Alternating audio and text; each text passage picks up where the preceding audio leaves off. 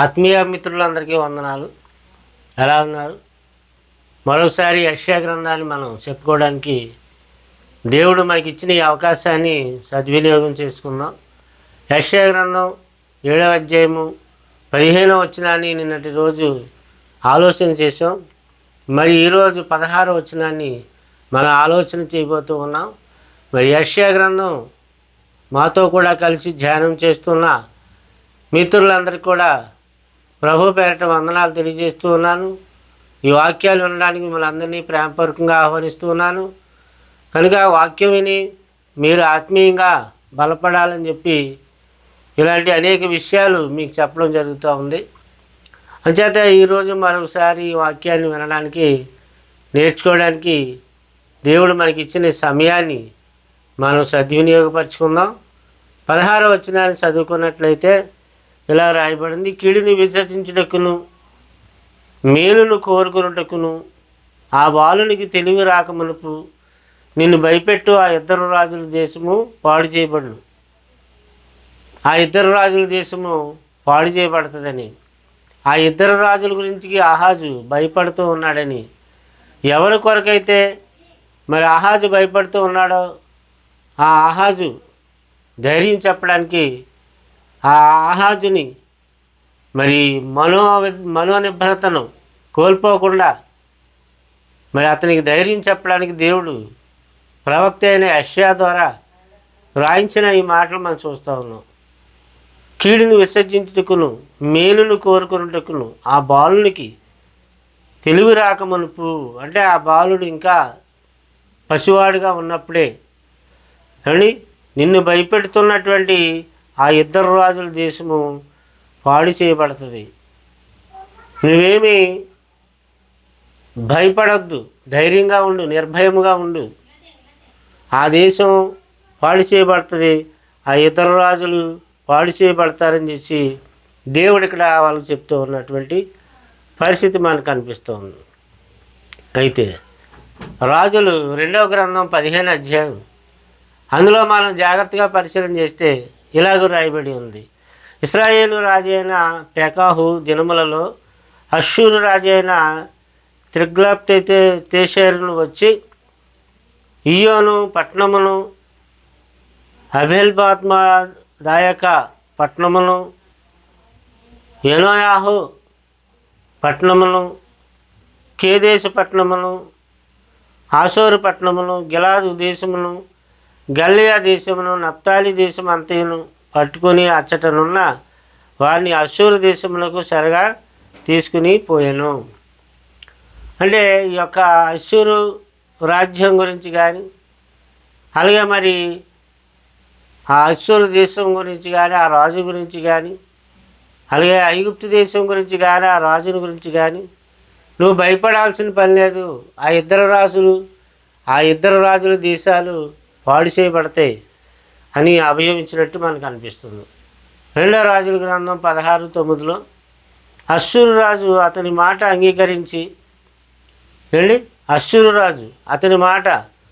అంగీకరించి దమస్కు పట్టణము మీదకి వచ్చి దాన్ని పట్టుకొని రెజీనును హతం చేసి ఆ జనులను కీరు పట్టణం వరకు చెరపట్టేసి వాళ్ళు తీసుకుని పోయినటువంటి పరిస్థితి మనకు కనబడుతుంది. సిరియా దేశానికి రాజధానిగా ఉన్నటువంటి దమస్కు పట్టణం, మరి అష్షూరు రాజు అతని మాట అంగీకరించి దమస్కు పట్టణమును దాని మీదకి వచ్చి పట్టుకొని ఈ రెజీనును హతం చేసి ఆ జనులకు మరి కీరు పట్టణం వరకు కూడా వాళ్ళని చెరగొనిపోయినట్టుగా ఇక్కడ ఈ వచనంలో చెప్పబడింది. అంటే దేవునికి నచ్చిన వ్యక్తి అయినట్లయితే, దేవుడు పట్ల భయభక్తులు కలిగి ఉన్నటువంటి వ్యక్తి అయినట్లయితే, ఆ రాజు అతనికి దేవుడు అభయమిస్తూ ఆ దేశానికి భద్రతనిస్తూ ఆ దేశ ప్రజలను అతన్ని కాపాడే పరిస్థితి మనం చూస్తాం. అయితే ఇక్కడ ఏంటంటే, ఆ దేశ రాజు దేవుడిని నమ్మకపోయినా కూడా అవసరతను బట్టి ఆ దేశం కొరకు దేవుడు అభయమిస్తున్నాడు. యోధా దేశం కొరకు యెషయా గ్రంథం 9వ అధ్యాయం 11 వచనం. బైబిల్ ఉన్నటువంటి వాళ్ళు తెరిచి చూసినట్లయితే అక్కడ కూడా ఒక అద్భుతమైన మంచి మాట రాయబడింది. దాన్ని చదువుకుందాం. యెహోవా వాని మీదకి రుజుమునకు విరోధులైన వాని హెచ్చించుచు వాని శత్రువులను రేపుచున్నాడు. జాగ్రత్తగా ఉన్నారా? మళ్ళా చదువుతున్నాను వినండి.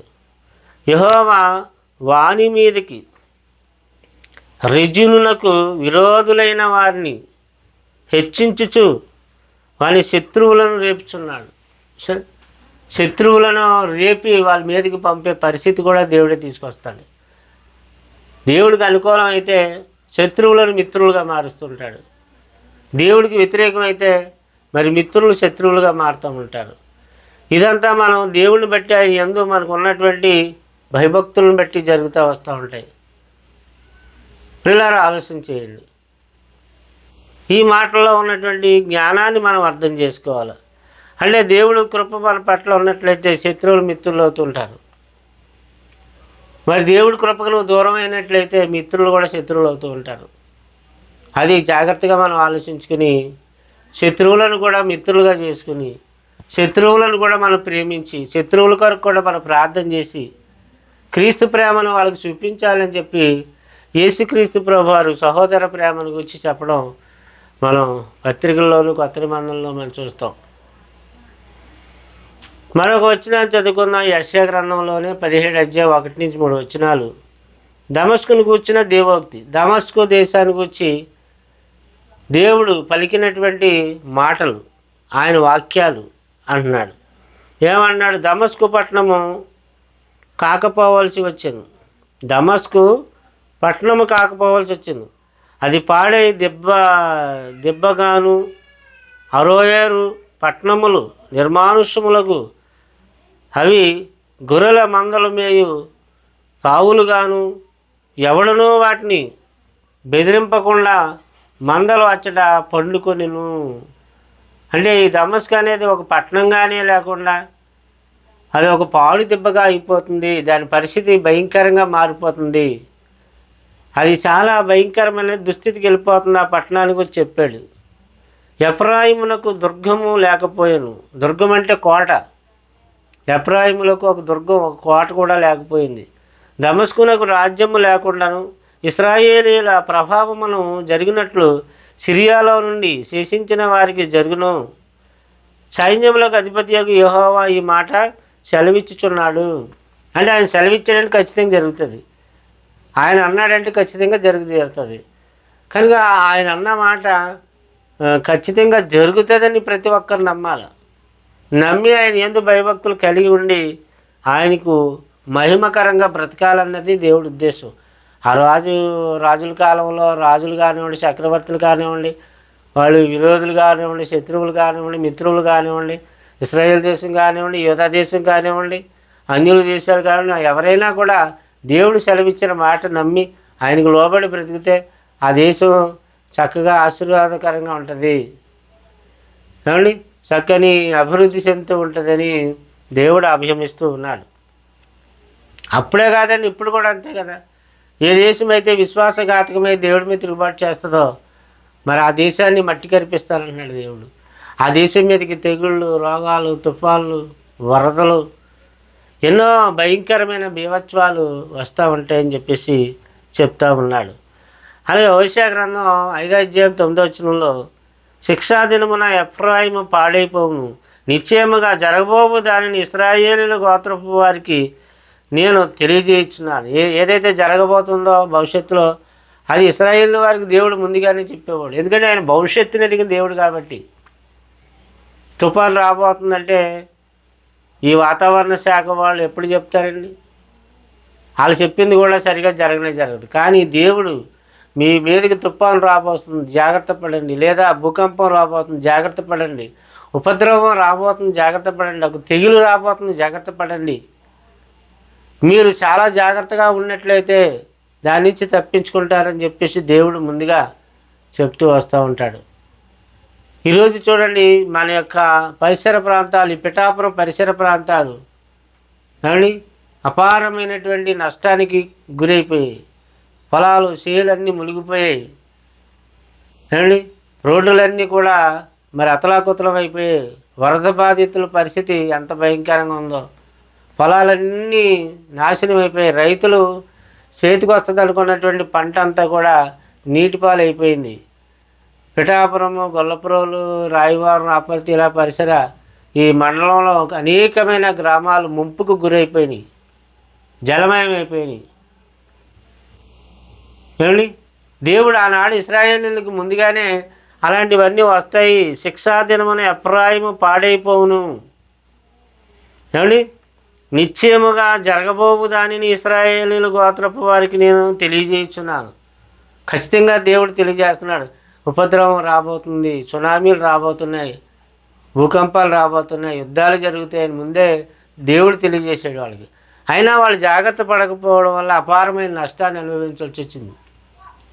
ఇప్పుడన్నా అంతే కదండి, వాతావరణ శాఖ ముందు చెప్పినా కూడా జాగ్రత్త పడకపోతే అనేకులు నష్టపోయారు. రైతులు బాగా నష్టపోయారు, పొలాలన్నీ భయంకరంగా పాడైపోయాయి.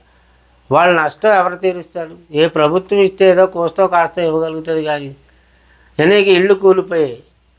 పేదవాళ్ళు చాలా ఇబ్బందులు పడుతూ ఉన్నారు. తినడానికి తిండి లేని పరిస్థితి, తాగడానికి నీళ్ళు లేని పరిస్థితి. అక్కడ విజయవాడలోనే కాదు, ఇక్కడ ఈ పిఠాపురం పరిసర ప్రాంతాల్లో కూడా అలాగే పరిస్థితి. అలాగే మరి తెలంగాణలో ఖమ్మం ఆ పరిసర ప్రాంతాల్లో కూడా అలాంటి పరిస్థితి. ఇలాంటివన్నీ ప్రభుత్వాలు ముందుగా గుర్తించి చెప్పగలవా అంటే చెప్పలేవు, కానీ దేవుడు చెప్పగలడు. ఎందుకంటే ఆయనకి మాత్రమే తెలుస్తుంది భవిష్యత్తులో ఏం జరగబోతుందో, ఎక్కడ ఏం జరగబోతుందో. అదే చెప్పుకొచ్చాడు హోషేయ గ్రంథం 5:9. అలాగే ఆమోసు గ్రంథం 1:3-5 చదువుతున్నాను చూడండి. మీరు కూడా బైబిల్ తెరిచి చూడండి. దేవుడు ఏం చెప్పాడో, ఎంత గొప్ప దేవుడో ముందే చెప్తాడు జరగబోయేది. భవిష్యత్తులో కొన్ని వందల సంవత్సరాలు జరగబోయేది కానివ్వండి, లేదా నెల తర్వాత జరిగేది కానివ్వండి, సంవత్సరం తర్వాత జరిగేది కానివ్వండి, దేవుడు ముందే చెప్తూ ఉంటాడు, హెచ్చరిక చేస్తూ ఉంటాడు. యెహోవా సెలవిచ్చినదేమనగా, దమస్కు 4 సార్లు చేసిన దోషమును బట్టి నేను తప్పకుండా దాన్ని శిక్షింతును. దమస్కును ఏలనగా దాని జనులు పంట దులగొట్టు ఇనుప పనిముట్లతో గిలాదును నూర్చిరి. సరే, దమస్కులో ఉన్నటువంటి జనులు, నేను అజాయేలు మందిరములో అగ్ని వేసేదను, అది బెన్హదదు యొక్క నగరులను దహించి వేయును.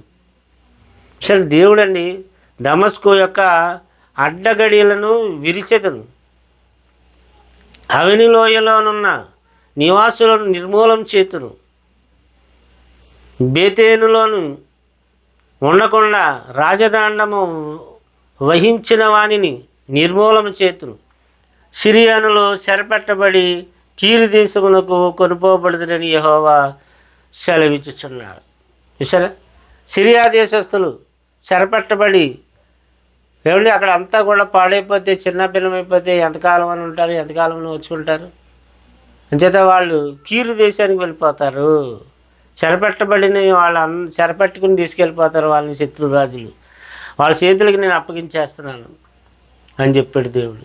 ప్రియులారా, ఇప్పటికైనా దేవుని యందు భయభక్తులు కలిగి ఉంటే జరగబోయేదాన్ని దేవుడు ముందే మనకి తెలియపరుస్తూ ఉంటాడు వాక్యం ద్వారా. అలా తెలియపరిచినప్పుడు జాగ్రత్త పడుతూ ఉంటారు అని ఎన్నో విషయాలు దేవుడి గ్రంథంలో ఇశ్రాయేలుకు చెప్పినా వాళ్ళు జాగ్రత్త పడలేకపోయారు. ఏమండి, యోనా విషయంలో కూడా అదే కదా జరిగింది, తుఫాను. అలాగే అయితే 120,000 కంటే ఎక్కువై కుడి ఎడమలు ఎరగని జనమును బహు పశువులను గల నినివే మహాపురం విషయంలో నేను విచారపడవద్దా అని యోనాతో సెలవిచ్చాడు. అంతమంది 120,000 కంటే 120,000 కంటే అంటే 1,20,000 మంది కంటే ఎక్కువగా ఉన్నటువంటి జనం విషయంలో దేవుడు విచారపడ్డా, బాధపడ్డా. అంతమంది ప్రజలు నశించిపోవడానికి వెళ్ళిపోతున్నారు. కుడి ఎడమలు తెలియని అమాయక ప్రజలు. వాళ్ళకి సువార్త అందాలి, దేవుడి జ్ఞానం వాళ్ళకి వెళ్ళాలి, దేవునికి వచ్చి సత్యదేవునికి వచ్చి వాళ్ళకి చెప్పాలి. నువ్వు చెప్పకపోతే మరి నేను భయపడినా అని దేవుడు ఎంత బాధపడ్డాడండి. ఆ రోజు అలాగే ఈరోజు కూడా అంతే కదా. మనం చెప్పాలి అనేక సమాజానికి, అనేకులకు ప్రకటించాలి, దేవుని జ్ఞానాన్ని క్రైస్తవుడు తెలియజేయాలి. క్రైస్తవుడు నేర్చుకుని ప్రకటించేవాడిగా మారాలి, క్రైస్తవుడిగా మారాలి, శిష్యుడిగా ఉండిపోకూడదు, కేవలం నేర్చుకునేవాడిగా ఉండిపోకూడదు.